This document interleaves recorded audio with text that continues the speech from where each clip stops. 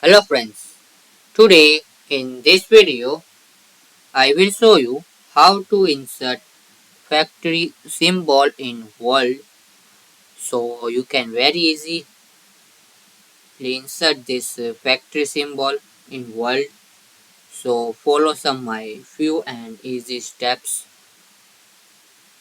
and you can very easily insert this factory symbol. So firstly you need to click on insert. You see here this option, so click on it. Now here you see this symbol option, so just click on it and more symbols, click on it.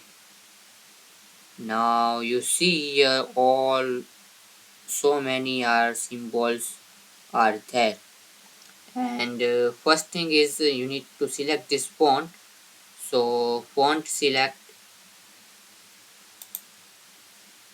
Now font select this one, and now you can find this symbol very easily by using this character code. So character code you need to type 1F3. So type it 1F3.